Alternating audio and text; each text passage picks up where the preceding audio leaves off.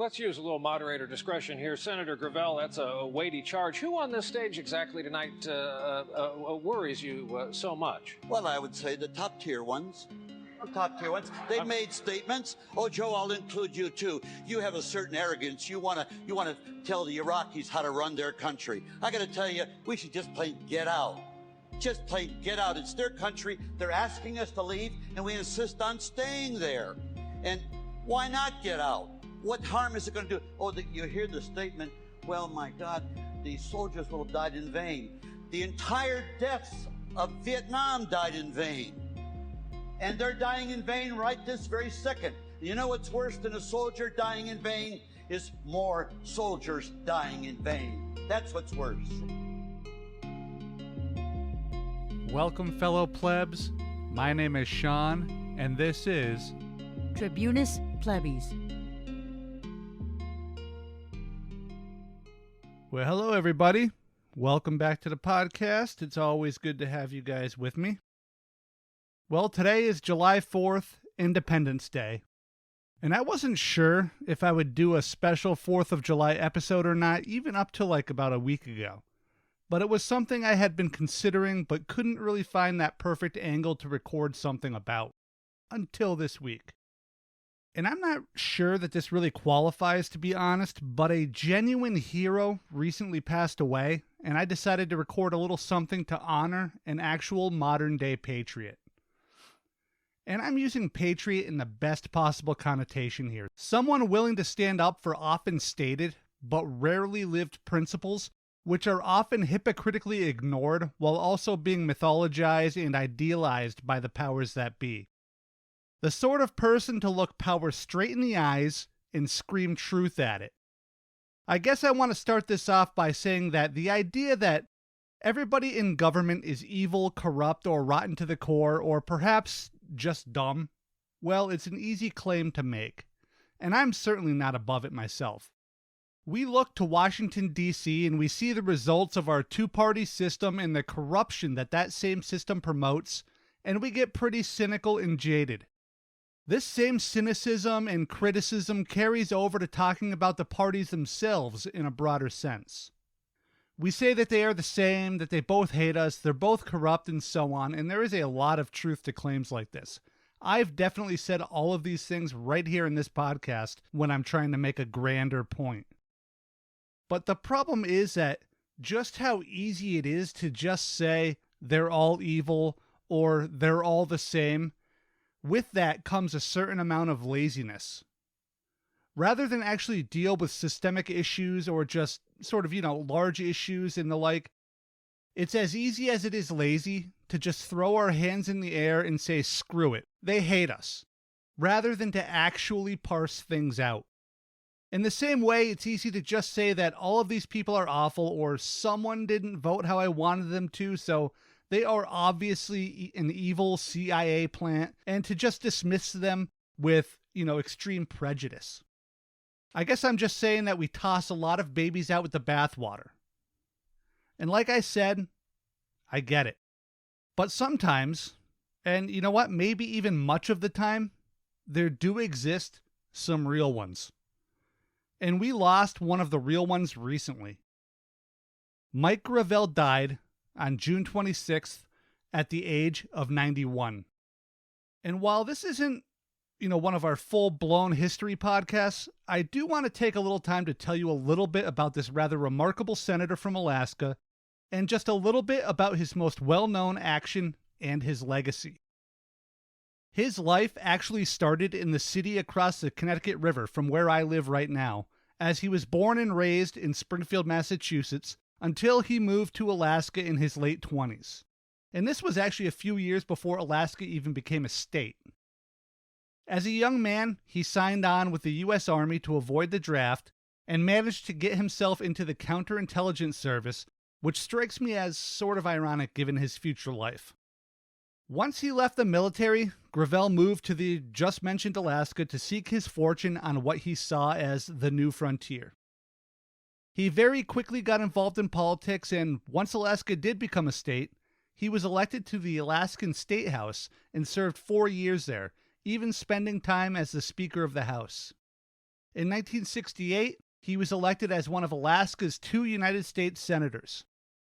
Now, I definitely pushed past some interesting stuff concerning Gravel's time in Alaska, but I want to get to the issue that really pushed Mike Gravel into the public consciousness and propelled much of his fame. As a senator, Gravel was an odd man out for sure. He didn't really follow the rules and certainly avoided many of the so-called norms that exist in the culture of our Congress here in the States. Along the way, he annoyed just about everybody, which is why the term gadfly, a gadfly being, according to the dictionary, an annoying person, especially one who provokes others into action by criticism, is getting thrown around so much after his death. And he kind of was a gadfly. He fought against nuclear weapons, including failed attempts to stop 2 nuclear tests underneath Amchitka Island in Alaska, but he actually voted against Nixon's proposed anti-proliferation treaty. He even went on to offer Nixon a yes vote if Alaska was opened up to drilling, which was striking to me when I read about it due to his strong environmental views later in life. He was even an early supporter of normalizing relations with China well before Nixon's famous trip to that country. But what he is most famous for was his participation in the Pentagon Papers affair that rocked both Washington, D.C. and the country at large in 1971. Now, I'm not going to talk much about the papers themselves in this episode, or the larger story. I just want to focus on the Gravel angle right here, given that the man passed away recently. So, in June of 1971, the New York Times began publishing the Pentagon Papers, which were leaked by whistleblower and true American hero Daniel Ellsberg. These papers painted a dismal picture of the war in Vietnam, the reasons why we were there, how badly it was going, and how the government had lied, deceived, and withheld information in an attempt to keep the war going. The U.S. supported the coup against President Diem, the Gulf of Tonkin provocation, the faking of the second Tonkin engagement, the lies about why the U.S. was in Vietnam to begin with, the lies about the goals of the war, and so on. The bombings of countries outside of Vietnam like Laos and Cambodia, the secret military attacks both in North Vietnam and other countries, and the list goes on. And this is what a memo from the Defense Department under the Johnson administration listed as the reasons for American persistence in Vietnam. And they listed them in percentages. 70% of staying in Vietnam was to avoid a humiliating U.S. defeat. 20% was to keep territory from Chinese hands, meaning southern Vietnam and the countries surrounding it. And 10% was to permit the people to enjoy a better, freer way of life. And that's meaning the people of South Vietnam. Also, the memo adds, it was to emerge from the crisis without unacceptable taint from methods used. Which is, of course, a tacit acknowledgement that methods used were wrong and war crimes. And here is an interesting little last line to ponder. It was noted that it was not to help a friend. I find that kind of interesting, taking the effort to note that it absolutely was not a war to help or save anyone. It was just geopolitical warmongering in a faraway land where we sent thousands to die and to kill millions. Yay, 4th of July. So these are the papers that Ellsberg leaked to the New York Times. And there immediately began efforts to shut the Times and Ellsberg up. Nixon's Justice Department tried to block further publication of the Pentagon Papers. It was at this time of crisis when Ellsberg contacted Gravel's Senate office. Ellsberg had contacted several senators before Gravel. He and several lawyers were convinced that the speech and debate clause in the Constitution would allow senators to legally enter classified information and documents into the public record by reading them on the floor of the Senate and in other official proceedings. Gravel, while not the first senator approached, was the first to be convinced by the argument, and by the contents of the papers which were provided to him by Ben Bagdikian, the editor of the Washington Post.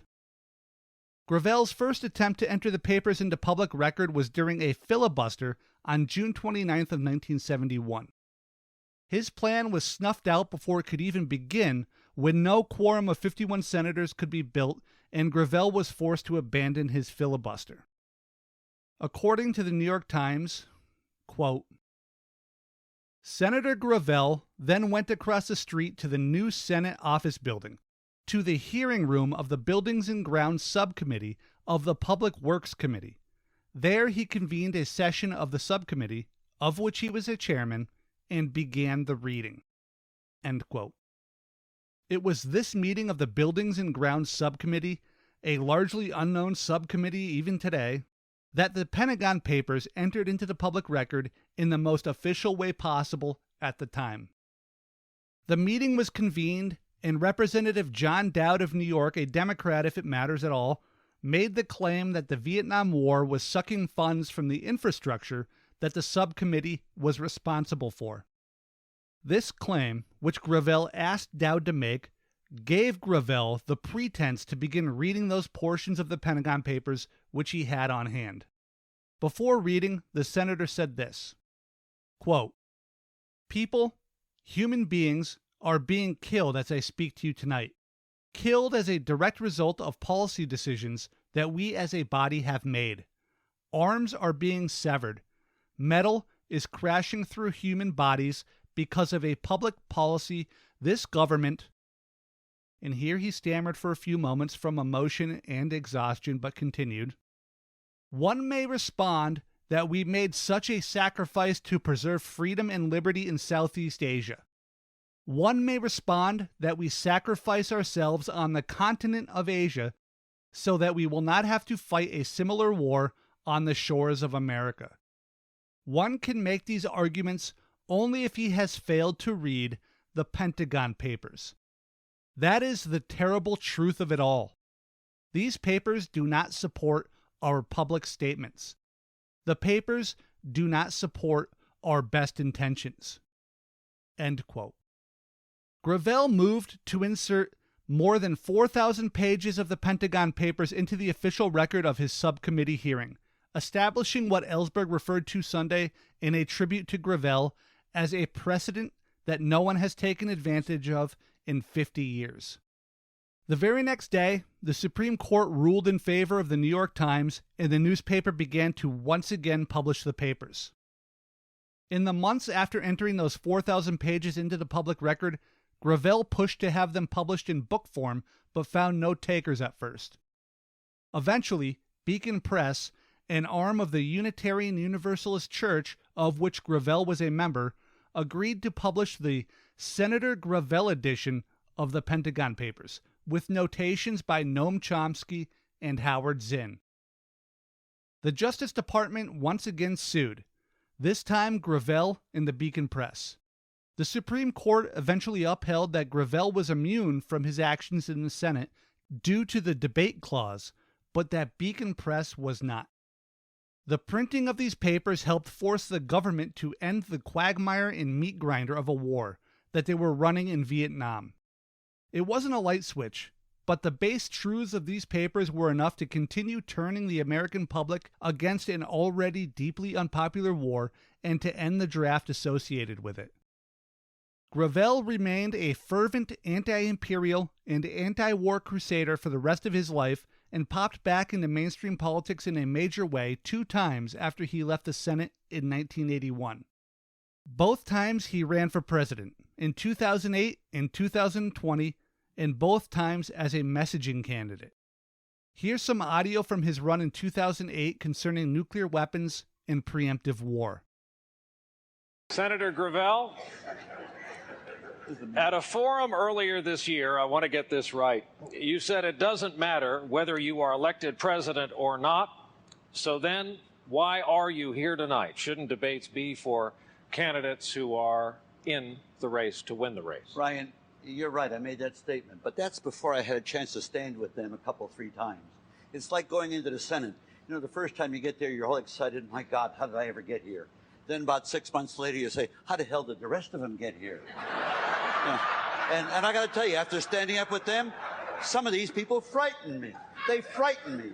When you have mainline candidates that turn around and say that there's nothing off the table with respect to Iran, That's code for using nukes, nuclear devices. I got to tell you, I'm President of the United States. There will be no preemptive wars with nuclear devices. To my mind, it's immoral, and it's been immoral for the last 50 years as part of American foreign policy. The 2020 presidential run was even more of a messaging run than in 2008. His goal was to get into the debates and rail against American imperialism and international interference and war. Gravel never did manage to get into the debates, but the campaign, which was run by teenagers still in high school, did manage to gain a large online following and influence those further to the political left. During these runs and throughout his career, Gravel stood firmly against empire, war, nuclear weapons, the drug war, and free trade agreements, and stood firmly in favor of abortion rights, decriminalizing drugs, treating addiction as a public health issue, and universal health care, amongst other things. Gravel never shied away from or apologized for speaking truth to power as a senator. And as his post-senatorial career ran on, the obstinacy only grew. Now, as I wind this thing up, I want to point something out in the legacy of the Pentagon Papers that Gravel was so much a part of. When he read those papers into the congressional record, the senator from Alaska set a precedent, later backed up by the Supreme Court.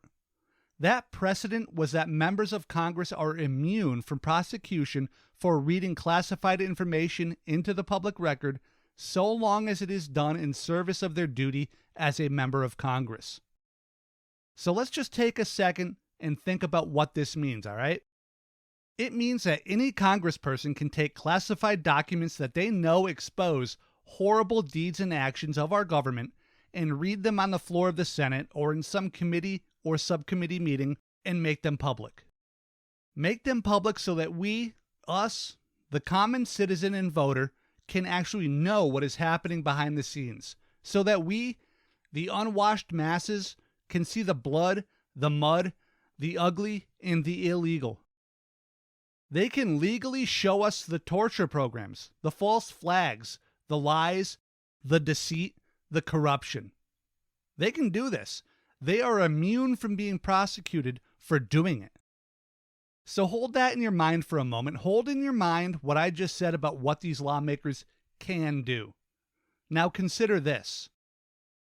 The Supreme Court case of Mike Gravel versus the United States firmly established this precedent in 1972. In fact, that decision was presented on June 29th of that year, almost exactly 49 years to the day of this recording. We are off by 5 days from exactly 49 years. So 49 years of this precedent existing.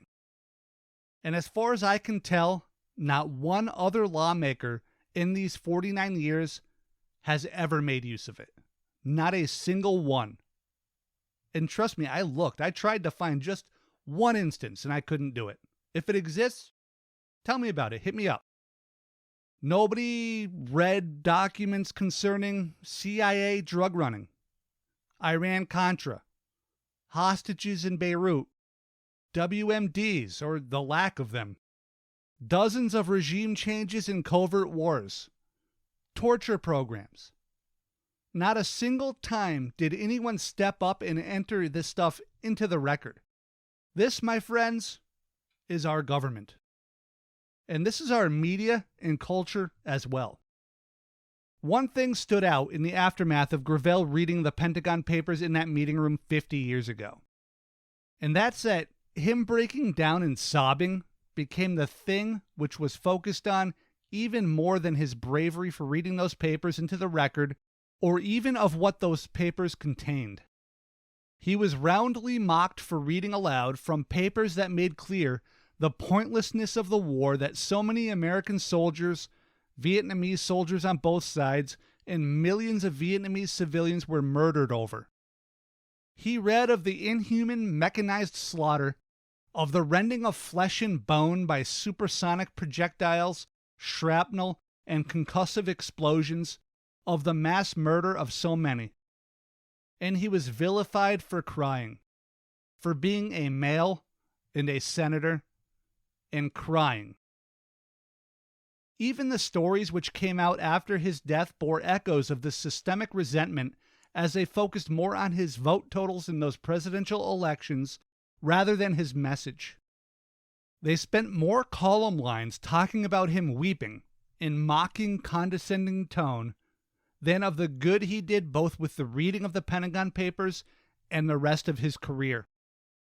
The system will accept just about anything, from the corrupt to the obscene to the profane, so long as it serves the system. The system can accept a person with a conscience, and it can accept a person with power.